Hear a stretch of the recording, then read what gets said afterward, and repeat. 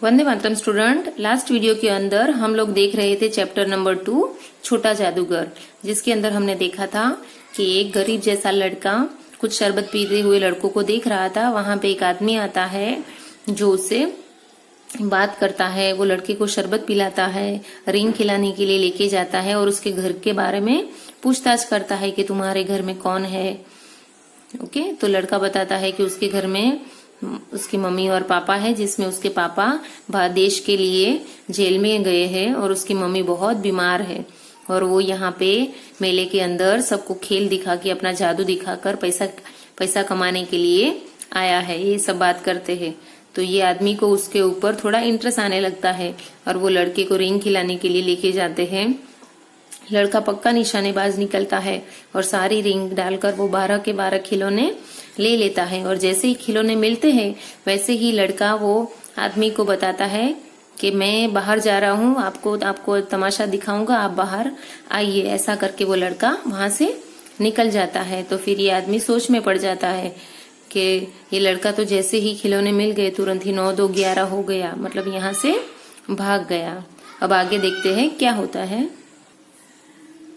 मैं घूमकर झूले के पास लोगों का ऊपर नीचे आना देखने लगा, यानी वो रिंग वाला तो देख लिया। अब ये आदमी क्या है, झूले थे उसके ऊपर, जो लोग ऊपर नीचे यहाँ से ऐसे करके ऊपर नीचे होते हैं ना, ये उनको देखने लगा।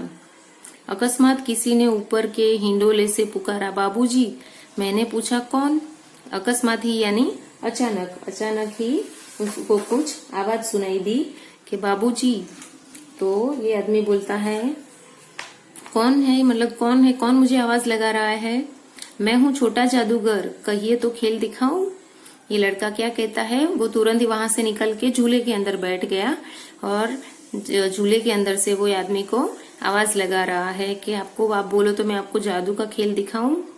नहीं जी, तुमको ऐसा क्रोध से मैं कुछ और कहने जा रहा था। यानी अभी आदमी को गुस्सा आता है क्योंकि वो खेल देखते ही तुरंत वहां से, वो रिंग पाते ही तुरंत वहां से चला गया होता है, इसीलिए इस आदमी को गुस्सा आता है और वो उसको मना कर देता है तुरंत ही और कुछ और बोलने की कोशिश करता है पर वो बोल पाता नहीं। क्रोध का मतलब होता है गुस्से के कारण वो कुछ और को कहने जा रहा था पर बोल पाया नहीं। क्यों नहीं बोल पाया? श्रीमती जी ने कहा, दिखलाओ जी, तुम तो अच्छे आए। यानी उनके साथ उनकी मिसेस भी है, उनकी पत्नी है। तो पत्नी उसको बताती है, वो बच्चे को बोलती है कि दिखलाओ, मतलब तुम्हारा खेल मुझे दिखलाओ। भला कुछ तो मन बहले। क्या कहती है उसकी पत्नी, तुम अच्छे आए, तुम मतलब ये अच्छा काम किया कि खेल दिखा रहे हो मुझे, इससे मेरा मन तो कुछ बहलेगा, मतलब मुझे थोड़ी खुशी तो होगी। मैं चुप हो गया क्योंकि श्रीमती जी की वाणी में वह माँ की सी मिठास थी जिससे सामने किसी भी लड़के को रोका नहीं जा सकता। यानी अभी लेखक क्या करते हैं, चुप हो जाते हैं क्योंकि उनकी पत्नी ने ऐसी वाणी में, वाणी का मतलब होता है ऐसी आवाज में उस लड़के को कहा था कि उस लड़के वो आवाज, माँ की जो आवाज थी, आवाज की मिठास थी, उसके सामने कोई भी लड़का रुक सकता नहीं। उसने खेल आरंभ किया, यानी ये लड़के ने नीचे उतर के फिर इनको खेल दिखाना आरंभ किया।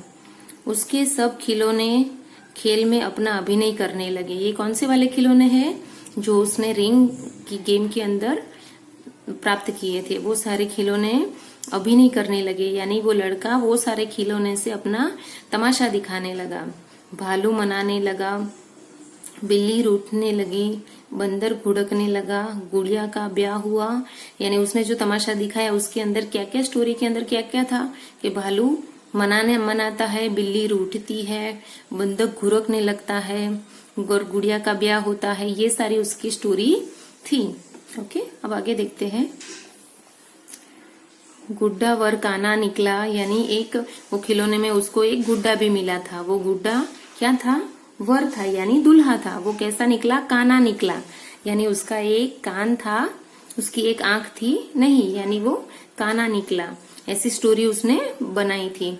लड़के की वाचालता से ही अभिनय हो रहा था। लड़के की बोली कैसी थी, उसकी बोलने की चतुराई ऐसी थी कि वो सारे खिलौने की एकदम मस्त अच्छी तरह से उसने स्टोरी बना दी थी। सब हंसते हंसते लोटपोट हो रहे थे। उसकी जो कहानी थी, उसने जो कहानी ये सारे खिलौनों को लेके बनाई थी, वो सुनकर सब लोग लोटपोट हो रहे थे। लोटपोट एक मुहावरा है जिसका मतलब होता है हंसते हंसते जमीन पर गिर जाना। यानी उसकी कहानी इतनी मजेदार थी कि सब लोग हंसते हंसते जमीन पर गिरने लगे। मैं सोच रहा था, यानी ये आदमी सोच रहा है कि उसकी कहानी से ऐसा हुआ। बालक को आवश्यकता ने कितना शीघ्र चतुर बना दिया है।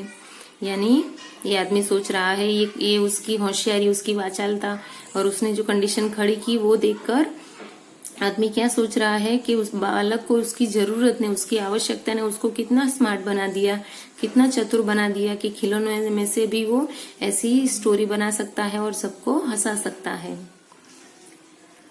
मैंने कहा, अब हो चुका, अपना खेल बटोर लो, हम लोग भी अब जाएंगे। अब ये लेखक क्या कहते हैं उसको, तुम्हारा हो गया, मतलब तुम्हारा खेल अब खत्म हो गया, तो अपना सब खेल बटोर लो। यानी जो उसने खिलौने सारे फैला के जो स्टोरी बनाई थी वो सारे खिलौने समेट लो, हमको भी अभी जाना है। श्रीमती जी ने धीरे धीरे उसे 1 रुपया दे दिया। क्या किया ये जो लेखक है, उनकी पत्नी ने क्या किया, उसको धीरे से 1 रुपया, ये लेखक की पत्नी का पिक्चर यहाँ नहीं है, पर उनकी पत्नी ने उसको धीरे से 1 रुपया दे दिया। वह उछल उठा, यानी वो क्या हो गया, खुश हो गया। उसको तमाशे के पैसे मिले, इससे वो खुश हो गया। मैंने कहा, लड़के छोटा जादूगर कहिए। मैंने कहा यानी लेखक उसको क्या बुलाते हैं, लड़के ऐसा करके उसको बुलाते हैं। तो लड़का क्या कहता है, छोटा जादूगर कहिए, यही मेरा नाम है, इसी से मेरी जीविका है। लड़का क्या कहता है, मुझे लड़का मत कहिए, छोटा जादूगर कहिए, क्योंकि अब से यही मेरा नाम है और यही मेरी जीविका है। जीविका का मतलब होता है रोजगार। ओके, ये जादूगर बनकर ही अब मैं अपनी रोजी रोटी कमा सकता हूँ, इसलिए यही मेरी जीविका है। वह नमस्कार करके चला गया, यानी उसने हाथ जोड़े, नमस्कार किया और वहां से चला गया। हम लोग लता कुंज देखने के लिए चले गए। वो लोग भी वहां से, वो जो उसको खेल दिखा रहा था झूले के पास, वहां से दूसरी जगह घूमने के लिए चले गए। रह रह कर छोटा जादूगर का स्मरण आता था, यानी बहुत टाइम हो गया, उस बात को बहुत टाइम हो गया, पर थोड़े थोड़े टाइम के अंदर ये लेखक को ये जादूगर का स्मरण होता था, यानी उसकी याद आती थी। तभी देखा वह एक झोपड़ी के पास कंबल कंधे पर डाले खड़ा था। तब उसने क्या देखा, थोड़े दिनों के बाद उसने देखा तो वो लड़का ने एक कंबल यानी एक ब्लैंकेट जैसा कुछ अपने कंधे के ऊपर रखा हुआ था। मैंने मोटर रोककर उससे पूछा, तुम यहाँ कहाँ? यानी एक दिन लेखक जा रहे होते तो उन्होंने एक लड़के को उसके कंधे के ऊपर कंबल रख के खड़े हुए वहां पे देखा। तो वो अपनी गाड़ी, मोटर का मतलब होता है गाड़ी, रोककर उसको पूछते हैं कि तुम यहाँ कहाँ, मतलब यहाँ पे कैसे तुम? मेरी माँ यही है ना, अब उसे अस्पताल वालों ने निकाल दिया है। मैं उतर गया।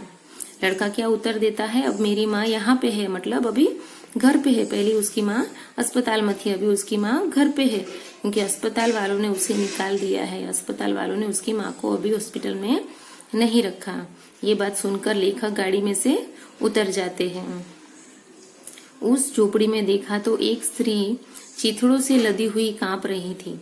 फिर वो झोपड़ी के अंदर जाते हैं, जो झोपड़ी के बाहर लड़का खड़ा था, वो झोपड़ी के अंदर जाते हैं तो झोपड़ी के अंदर चिथड़ों का मतलब होता है फटे पुराने कपड़े। फटे पुराने कपड़ों से लदी हुई, यानी उसके ऊपर बहुत सारे फटे पुराने कपड़े थे। ऐसी एक लेडी थी, एक स्त्री थी जो कांप रही थी ठंड की वजह से, जो बीमार की वजह से कांप रही थी। छोटा जादूगर ने कंबल ऊपर से डालकर उसके शरीर को लिपटते हुए कहा, माँ मेरी आंखों से आंसू निकल पड़े। वो लड़का जो कंबल अपने कंधे के ऊपर लेकर आया था ना, उसने अपनी माँ के ऊपर डाल दिया, उसको ओढ़ा दिया और फिर माँ से वो लिपट गया। तो ये देखकर लेखक की आंखों में आंसू आ गए। ओके, अब हम आगे देखते हैं। छुट्टी बीत चली थी, ऑफिस में समय से पहुंचना था। कलकत्ते में अब मन उब गया था, फिर भी चलते चलते एक बार उस उद्यान को देखने की इच्छा हुई। यानी अब जो छुट्टी के टाइम पे वो लोग यहाँ पे घूमने के लिए आए थे, वो अब छुट्टियां उनकी खत्म हो गई थी। अब उनका ऑफिस पहुंचने का समय हो गया था, इसीलिए वो अब कलकत्ते जहाँ घूमने के लिए आए थे वहां से अब लोग चले जाना चाहते थे। पर वो लेखक एक बार चाहते थे कि वो वहां का जो उद्यान है, बगीचा है, वहां उनको एक बार देखने जाने की इच्छा हुई। और उन्होंने ये भी सोचा कि वहां जाकर एक बार वो छोटा जादूगर से भी मिल जाता तो अच्छा रहता। ओके, तो इस वीडियो में यहीं तक देखेंगे, नेक्स्ट वीडियो में हम यहाँ से आगे बढ़ेंगे। Okay, bye students.